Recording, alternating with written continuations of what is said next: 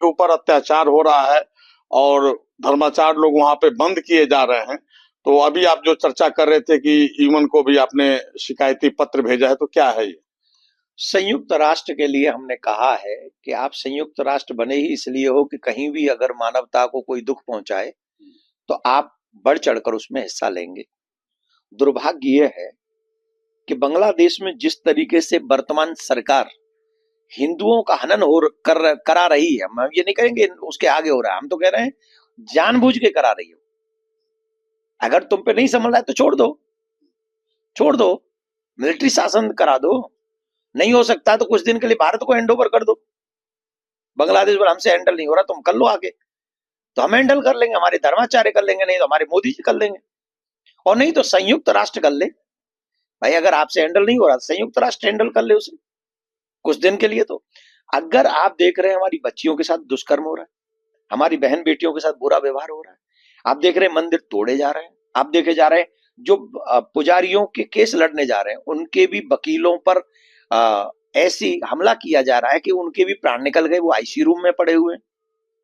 तो इस कंडीशन को देखने के बाद संयुक्त राष्ट्र कब जागेगा? कब तक धृतराष्ट्र बना बैठा रहेगा संयुक्त राष्ट्र? बिल्कुल नहीं, हमने लेटर लिखा है और इसका जवाब देना चाहिए संयुक्त राष्ट्र को, और अवश्य देना चाहिए, आपकी जिम्मेदारी है। आप सिर्फ फोटोग्राफी के लिए संयुक्त राष्ट्र नहीं है, आपको अपनी जिम्मेदारी से भागना नहीं है, आपको अपनी जिम्मेदारी निभानी चाहिए। और बांग्लादेश में जो हत्याएं हो रही हैं, दुष्कर्म हो रहे हैं, और जो धर्माचार्यों को, पुजारियों को अरेस्ट किया जा रहा है षड्यंत्र के थ्रू, उन्हें पकड़ के उनको भी सजा देनी चाहिए जो ये साथ कृत्य कर रहे हैं। और अगर ये संभव नहीं है कि दोनों साथ में रह सके तो बांग्लादेश में ही हिंदू राष्ट्र बनाकर हिंदुओं को एक अलग जगह देनी चाहिए। महाराज जी, पिछले दिनों दिल्ली में एक देश के भर के संतों की जुटान हुई थी और वहां सनातन बोर्ड के गठन को लेकर के मांग उठी थी, तो कहां तक मामला पहुंचा है? मामला बहुत आगे तक पहुंचा है और इसका बहुत बड़ा समर्थन हमको मिल रहा है, बहुत तगड़ा। मतलब हमने इतना समर्थन भारतीय जनता से कभी भी किसी भी विषय पे नहीं देखा जितना इस समय इस विषय पे।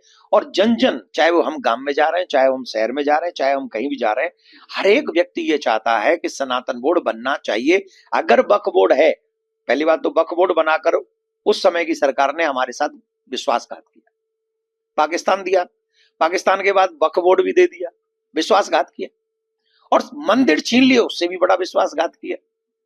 ठीक, मंदिर छीन लिए, उससे भी बड़ा विश्वासघात ये किया, सनातन बोर्ड ही नहीं बनाया।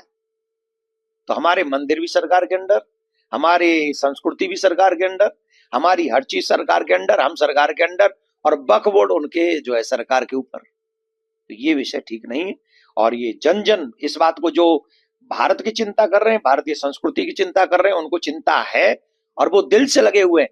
आप भी लगे हुए हैं, अभी आपके हाथ में माइक है, आप नहीं बोलेंगे, लेकिन आप भी दिल से चाहते हैं कि सनातन बोर्ड बनना चाहिए। ऐसा कोई पत्रकार नहीं है, ऐसा कोई जज नहीं है, ऐसा कोई व्यक्ति नहीं है जो सच्चा सनातनी हो, सच्चा देशभक्त हो और वो न चाहता हो कि सनातन बोर्ड बने। तो वो सब चाहते हैं, और ये मैंने पहली बार इतना समर्थन एक मुहिम के साथ देखा है। तो भगवान ने चाहा, काशी विश्वनाथ इसके ऊपर हमारे ऊपर कृपा करेंगे। जैसे ज्ञान का बापी ओपन हो गया है, वैसे सनातन बोर्ड भी एक दिन ओपन होगा। और महाराज जी, हिंदुओं को एकत्र करने के लिए बागेश्वर धाम बाबा यात्रा पे हैं, और इसके बारे में क्या कहेंगे आप?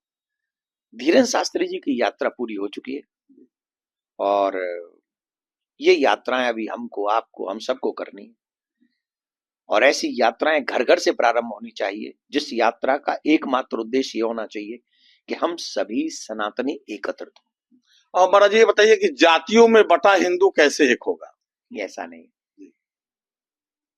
आप टीवी चैनल के पत्रकार हैं, ये एक पेपर के पत्रकार है, दूसरा एक मैगजीन का पत्रकार है। आप इसमें छोटा बड़ा कर पाएंगे? कर पाएंगे? नहीं कर पाएंगे।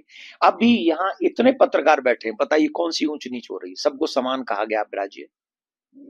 नहीं, जातिगत विषमता तो आज भी समाज में है। नहीं, हम नहीं मानते। ये हमारे एक बेसिक चीजें हैं। बेसिक चीज को हम, जैसे मैं सांस नाक से लेता हूं, अब इसे कैसे रोक लूंगा मैं? अब इस बात पे लड़ू कि नाक यहां क्यों है, ये यहां होनी चाहिए नाक, अब यहां करो, इसको कैसे करो? तो ये विषय नहीं है, विषय है छुआछूत, किसी का अपमान, किसी के साथ बुरा व्यवहार, वो हमारे समाज में किसी के साथ नहीं होना चाहिए, किसी के साथ नहीं, चाहे वो कोई भी वर्ण का क्यों ना हो। सबको अपना समझो, गले लगाओ, सबके साथ प्यार भरा व्यवहार करो, सबकी जरूरतों के समय काम आओ, किसी की आवश्यकता हो उसकी हेल्प करो, कोई भी हो। अगर आवश्यकता है मेरे को तो आप मेरे साथ खड़े हो जाए, आवश्यकता है किसी बेचारे गरीब को, किसी भी वर्ण का, उसके साथ में दोनों आप और दोनों खड़े हो जाए। तो इससे समाज की जो परेशानी